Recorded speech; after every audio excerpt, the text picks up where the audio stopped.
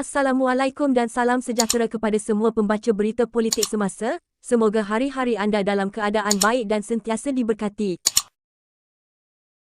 Menjelang PRU 15, pengerusi BN dan para penyokongnya dilihat penuh keyakinan ketika mereka menggesa agar Parlimen segera dibubarkan.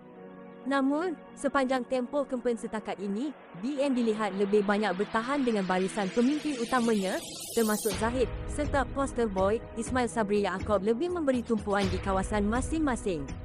Sementara itu, pengerusi PH Anwar Ibrahim dan pengerusi BN Muhyiddin Yassin menyertai kempen di seluruh negara dalam usaha mereka mengalahkan BN dalam PRU 15. Bagi Ismail, yang dinamakan sebagai calon Perdana Menteri oleh BN, dia lebih banyak berada sepanjang 10 hari kempen. Pada PRU lalu, dia hanya mempertahankan kerusi itu dengan meraih hanya 43.9% undi. Dia hanya keluar dua kali. Pertama ketika berkunjung ke Ayar Hitam, Johor dan Alor Gajah, Melaka bagi berkempen untuk Presiden MCA Wee Ka Seong dan Ketua Penerangan UMNO Syahril Hamdan. Kali kedua adalah hari ini, di sebelah pagi, dia berada di Sarawak bagi berkempen untuk Gabungan Parti Sarawak, GPS, sebelum bertolak ke Putrajaya untuk bersama-sama Tengku Adnan Mansor. Dia juga akan berkempen untuk Airi Jamaluddin di Sungai Buloh dan Tengku Zafrul Abdul Aziz di Kuala Selangor. Ini jauh berbeza dengan Najib ketika PRU 2018, di mana dia giat berkempen di seluruh negara dengan singgah di sekurang-kurangnya 7 negeri sepanjang 10 hari pertama kempen. Najib yang ketika itu dihujani serangan ukuran skandal 1 MDB mengambil strategi menyerang dalam kempen PRU tersebut. Ismail Sabri pula dilihat disibukkan dengan isu calon Perdana Menteri, di mana dia berusaha meyakinkan orang ramai bahawa dia adalah calon bagi BN, bukannya Zahid seperti didakwa sesetengah pihak. Namun, perkembangan terbaru menguatkan lagi spekulasi Zahid cuba untuk memegang kuasa di Putrajaya. Semalam, dia mengaku menawarkan jawatan Menteri Luar kepada Anifah Aman jika BN menubuhkan kerajaan. Pelantikan menteri adalah di bawah bidang kuasa Perdana Menteri. Menjaga kubu sendiri. Seperti Ismail, Zahid juga menghabiskan banyak masa di kawasannya sendiri, iaitu Bagan Datuk. Pada PRU lalu, Presiden UMNO itu mempertahankan kerusi itu dengan meraih 51.4% undi dalam pertembungan 3 penjuru.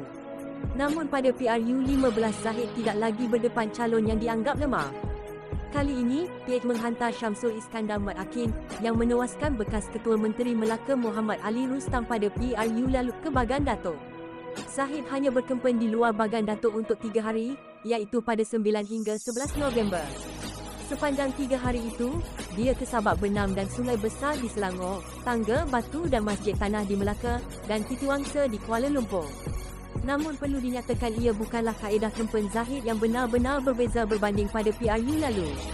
Ketika itu, dia yang menjadi timbalan Perdana Menteri menghabiskan kebanyakan tempoh kempen di Bagan Datuk. Berdasarkan liputan media dan media sosial, pemimpin utama BN lain yang dilihat menghabiskan banyak masa di kawasan masing-masing setakat 10 hari kempen adalah timbalan pengerusi BN Muhammad Hassan, Rembau dan Presiden Maik Salvain Soran, Sungai Siput. Sementara itu, Presiden MCA Wee Ka Seong, yang berdepan tekanan semasa berkempen di Ayar Hitam di saat LRT dilanda masalah di Kuala Lumpur, menjadi pemimpin BN yang paling giat. Dia telah berkempen untuk calon MCA di Johor, Kuala Lumpur, Pahang dan Melaka. Namun ia tetap tidak boleh dibandingkan dengan pemimpin PH seperti Anwar, Timbalan Presiden PKR Rafizi Ramli, Setiausaha Agung Dap Anthony Loke dan Presiden Amanah Muhammad Sabu. Anwar yang merupakan calon Perdana Menteri PH telah pusing satu negara untuk meraih sokongan kepada PH. Satu-satunya kawasan yang belum disinggahnya setakat ini adalah Lembah Kelang. Selain itu, dia merentas negeri hampir setiap hari dan pada masa sama masih mencuri masa untuk berkempen di Tambun, kawasan yang ditandinginya.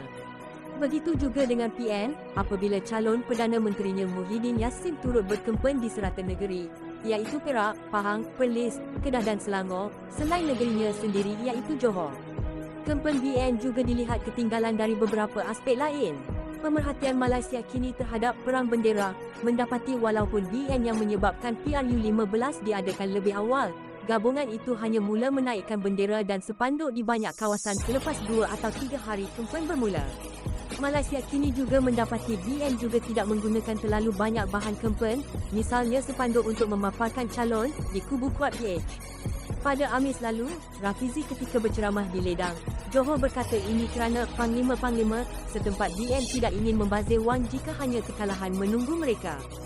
Mood berbeza.